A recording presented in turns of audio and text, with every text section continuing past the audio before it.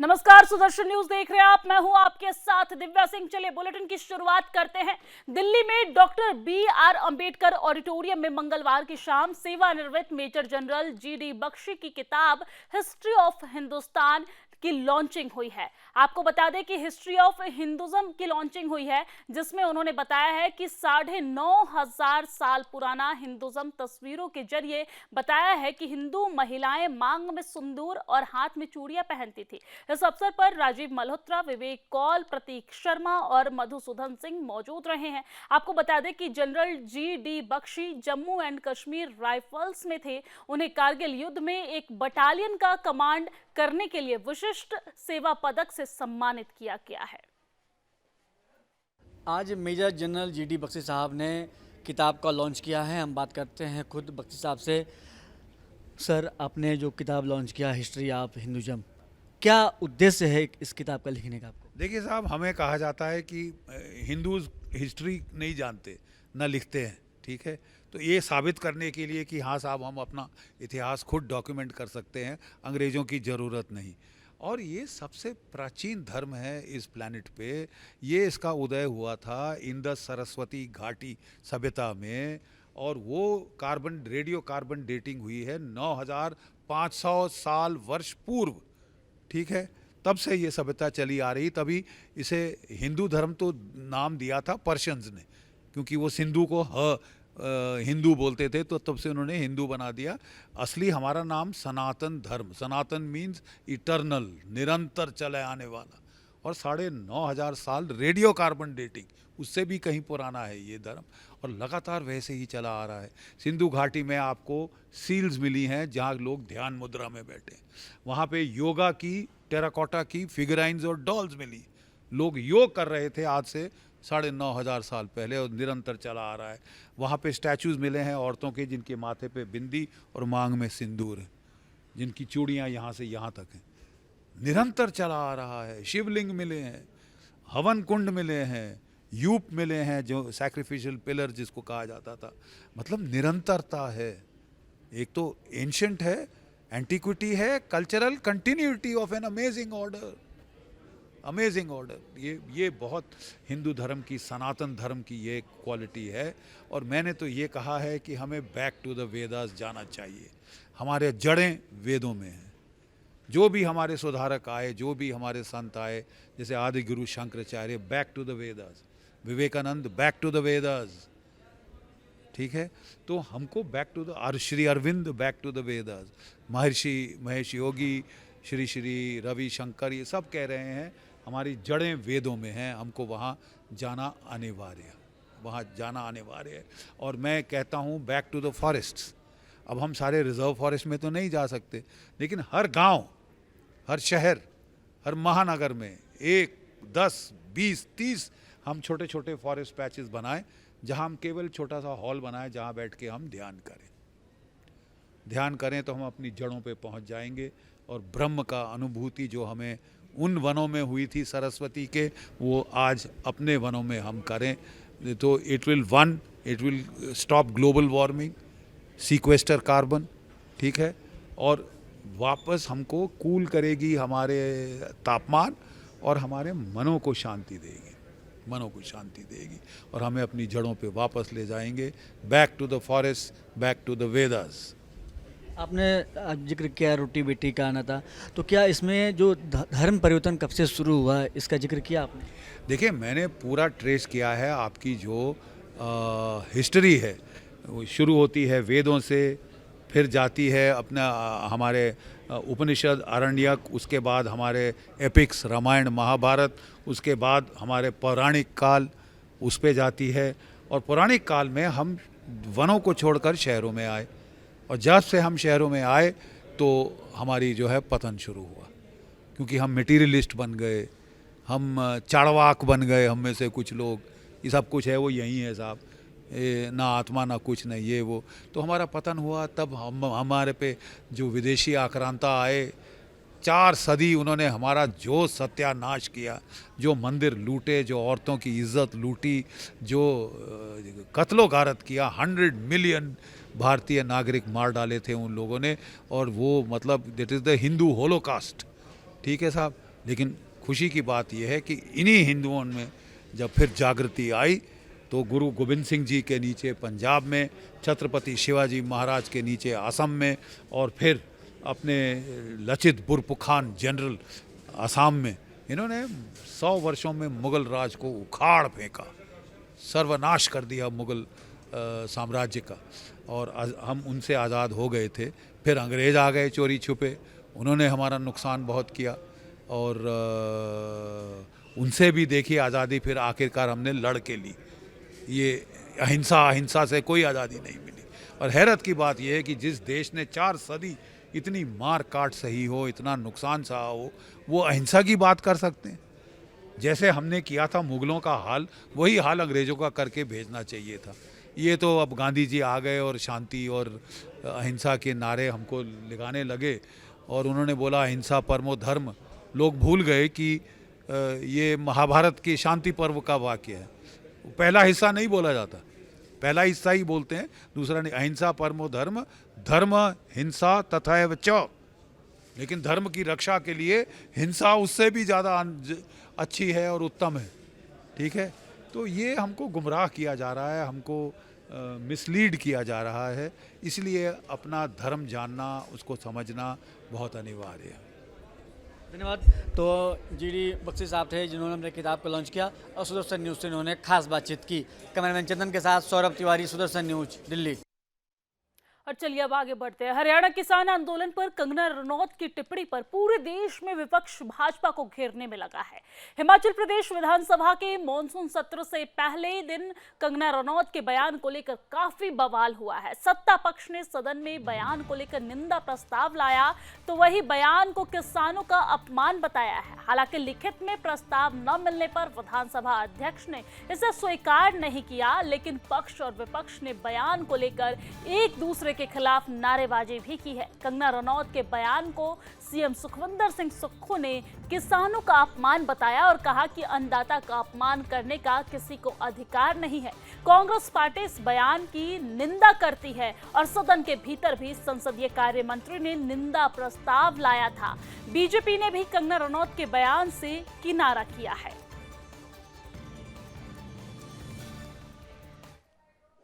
देखिए, किसान और बागवान इस देश के अन्नदाता है, उन पर किसी प्रकार की टिप्पणी करना अच्छा नहीं है। और लोकतंत्र में चाहे किसान है, बागवान है, सबको आंदोलन करने का अधिकार है, और इस प्रकार की बयानबाजी करके उनका अपमान करने का अधिकार किसी को नहीं दिया गया है। कांग्रेस पार्टी इसका विरोध करती है, और भारतीय जनता पार्टी ने भी इस बयान से अपने आप को अलग रख लिया है। और जयराम ठाकुर जी से जब इस बारे में हम प्रस्ताव हमारा या हर्षवर्धन चौहान जी लाए तो पूछा गया, उन्होंने भी अब क्या कहा है वो आप के सामने ही है। धन्यवाद।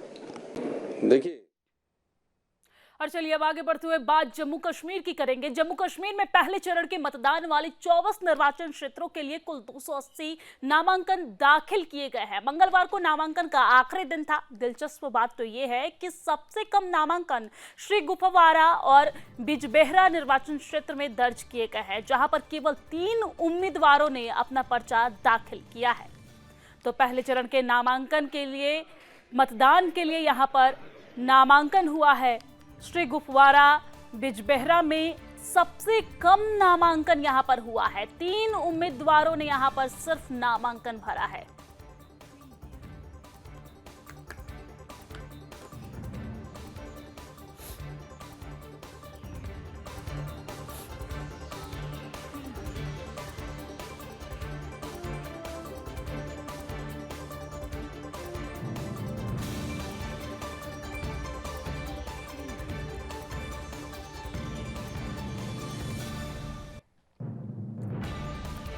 तो जम्मू कश्मीर में जहां पर चुनाव होने वाला है, आपको बता दें कि 2 राज्यों में चुनाव होने वाला है, जम्मू कश्मीर और हरियाणा।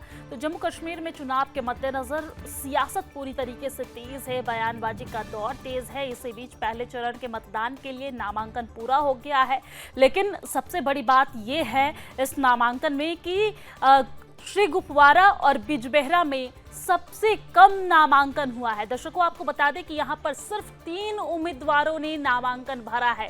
हमने देखा कि किस तरीके से यहां पर चुनाव की घोषणा होते ही राजनीति तेज हो गई और इसी बीच अब पहले चरण में 3 चरण में जम्मू कश्मीर में मतदान होना है। पहले चरण के मतदान को लेकर नामांकन भरा जा चुका है, लेकिन इसमें सबसे बड़ी जानकारी ये निकलकर सामने आ रही है कि श्री गुफवारा और बिजबेहरा में सबसे कम नामांकन हुआ है। यहां पर सिर्फ 3 उम्मीदवारों ने नामांकन भरा है। जहां पर एक तरफ वहां की जनता में उत्साह है चुनाव को लेकर, वहीं पर यहां पर जो श्री गुफवारा और बिजबेहरा जगह है, यहां पर उम्मीदवारों की जो संख्या है वो सबसे कम है। सिर्फ 3 उम्मीदवारों ने नामांकन भरा है।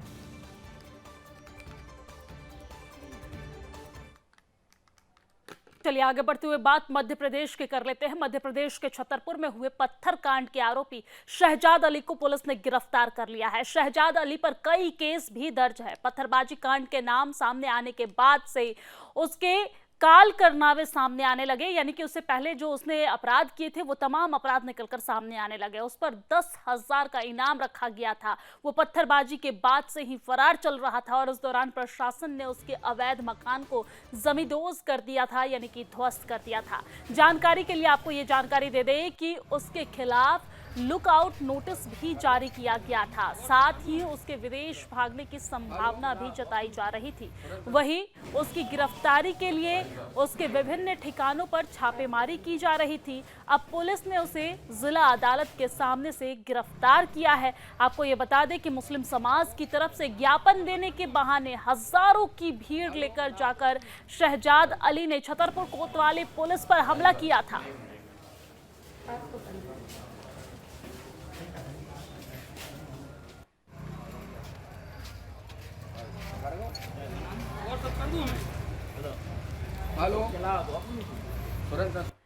तो शहजाद अली पर 10,000 का इनाम था और अब पत्थरबाजी के आरोप में शहजाद अली को गिरफ्तार कर लिया गया है। मध्य प्रदेश पुलिस को बड़ी सफलता हाथ लगी है, जहां पर 10,000 के इनामी मास्टरमाइंड शहजाद अली को गिरफ्तार कर लिया गया है। ये बड़ी जानकारी हम आप तक पहुंचा रहे हैं, जहां पर मध्य प्रदेश के पुलिस प्रशासन को बड़ी सफलता हाथ लगी थी। काफी समय पहले से ही शहजाद अली की गिरफ्तारी को लेकर लगातार जांच जारी थी, लेकिन इसी बीच अब शहजाद अली की गिरफ्तारी हो चुकी है। ये बड़ी जानकारी हम आप तक पहुंचा रहे हैं। आपको बता दें कि जब से बीजेपी की सरकार बनी है केंद्र में, तब से लगातार पत्थरबाजी की घटनाओं पर लगाम लगाने के लिए इस तरह के जो आरोपी हैं उन्हें गिरफ्तार करने की कोशिश लगातार जारी है, कवायद जारी है और उसी के तहत अलग अलग जगहों से किसी भी घटना में संलिप्त आरोपी को बख्शा नहीं जा रहा है। हर आरोपी को गिरफ्तार किया जा रहा है। और इसी बीच ये जानकारी हम आप तक मध्य प्रदेश के छतरपुर से पहुंचा रहे हैं, जहां पर पत्थरबाजी के आरोप में शहजाद अली को गिरफ्तार किया गया। हालांकि इससे पहले भी शहजाद अली ने कई घटनाओं को अंजाम दिया, लेकिन पत्थरबाजी की घटना सामने आने के बाद शहजाद अली के जो तमाम कारनामे थे वो भी सामने आने लगे और इसके बाद उस पर 10,000 का इनाम भी घोषित किया गया और अब जाकर शहजाद अली को गिरफ्तार कर लिया गया है। बड़ी जानकारी हम आप तक पहुंचा रहे हैं, जहां पर 10,000 के इनामी आरोपी शहजाद अली को गिरफ्तार कर लिया गया है। पत्थरबाजी की घटना के बाद से ये फरार चल रहा था, हालांकि अब उसे गिरफ्तार कर लिया गया है।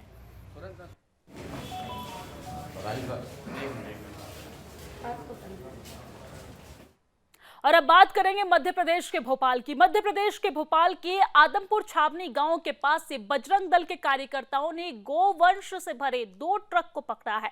बजरंग दल के कार्यकर्ताओं ने बताया है कि उन्हें परवलिया के कांजी हाउस से गोवंश के 3 ट्रकों को पार करने की खुफिया जानकारी मिली थी।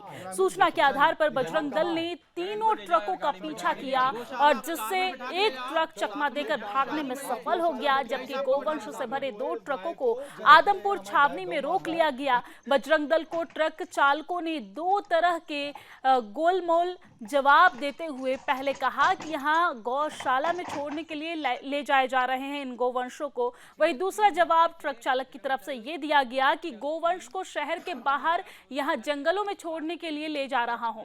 गोवंश से भरे 3 ट्रक नगर निगम भोपाल के हैं, इसलिए भोपाल नगर निगम हिंदू संगठनों के सवाल के घेरे में भी आ गया है। निगम प्रशासन के जवाबों से हिंदू संगठन जो है वो असंतुष्ट नजर आ रहा है। हिंदू संगठनों ने बताया है कि जहां से गोवंश बरामद हुए हैं वहां पूरे शहर का कचरा और मृत पशुओं के अवशेष फेंके जाते हैं। साथ ही यहां मेरे पशु जलाकर नष्ट करने के लिए बिजली का सरकारी सिस्टम लगा हुआ है। हिंदू संगठनों ने कहा है कि यहां से गोवंश दूसरे वाहन से बाहर जाने की कोशिश थी या फिर इन गोवंश को यही काटकर उनके अवशिष्ट हिस्सों को जलाकर नष्ट करने की तैयारी की जा रही थी। कहाँ है? चलिए यहाँ कहाँ है? चलो इनको ले जाओ यार, गाड़ी में बैठा के गौशाला कार में बैठा के ले जाओ। चलो साथ में साथ में आप गौशाला में टीआई साहब को बैठा ले साथ में। जो है इस गाय को जो बछड़े हैं हमारी गाय गौ माता है। मध्य प्रदेश की राजधानी भोपाल के छावनी पठार इलाके से कुछ गोवंश बरामद हुए हैं। ये गोवंश 1.5 से 2 साल की आयु के थे और हिंदू संगठन के कार्यकर्ताओं के द्वारा इन्हें कुछ लोगों के द्वारा रंगे हाथों पकड़ा गया है। क्या है पूरा मामला, हम बीएचपी के कुछ लोगों से बातचीत करेंगे। सर बहुत स्वागत है आपका सुदर्शन न्यूज में, क्या पूरी जानकारी? विश्व हिंदू परिषद के बजरंग दल के कार्यकर्ताओं ने सूचना मिली कि अरवलिया की जो नगर निगम का क्षेत्र है वहां से गायों को भरा जा रहा है और उनको नगर निगम की गाड़ियों में भर के ले जाया जा रहा है। हमारे कार्यकर्ताओं ने उसका पीछा किया। पीछा करने पर उनको बिलखरिया पास जो खंती आदम वहां पर उनको पकड़ा। तो वहां पर जब उनको रोका गया तो एक गाड़ी पीछे ही पहले से भाग गई और एक गाड़ी जंगल से, एक गाड़ी को हमने रोक लिया। जब उनसे पूछा गया कहाँ ले जा रहे हैं, क्या ले जा रहे हैं, तो उन्होंने कहा उनको गौशाला ले जा रहे हैं। उसके अंदर बछड़े थे, कोई सामान्य सब प्रकार के मिक्स गाय नहीं थी। जबकि रोड पर सब प्रकार की गाय मिलती है लेकिन बछड़े अकेले थे। रात्रि में परिवहन कर रहे थे। रात्रि में परिवहन अवैध है, मध्य प्रदेश शासन का अधिनियम है। और बछड़े मतलब कहीं ना कहीं तस्करी का सीधा विषय उसके अंदर आ रहा था और प्रशासन के पास कोई भी लॉगबुक डॉक्यूमेंट कुछ भी नहीं था कि कहाँ ले जाने वाले। उन्होंने कहा कि हम गौशाला ले जा रहे हैं बिलखरिया की। वो गौशाला चालू ही नहीं है क्योंकि वहां के जो सरपंच है उनका भी बयान है कि वहां गौशाला भी चालू नहीं है, ना पानी है वहां पे, ना बिजली है, ना गेट है, कुछ भी नहीं है। तो इससे सीधा सिद्ध होता है कि नगर निगम के बड़े स्तर के अधिकारी कर्मचारी गौ तस्करी में शामिल हैं और वो कहीं ना कहीं जंगलों में गाय को छोड़कर ये जो सरकार का आदेश दिया है कि गाय रोडों से गाय को मुक्त किया जाए उसका लाभ उठाकर सीधे गौ तस्करी कर रहे हैं और इसमें कमिश्नर स्तर के लोग भी शामिल हैं।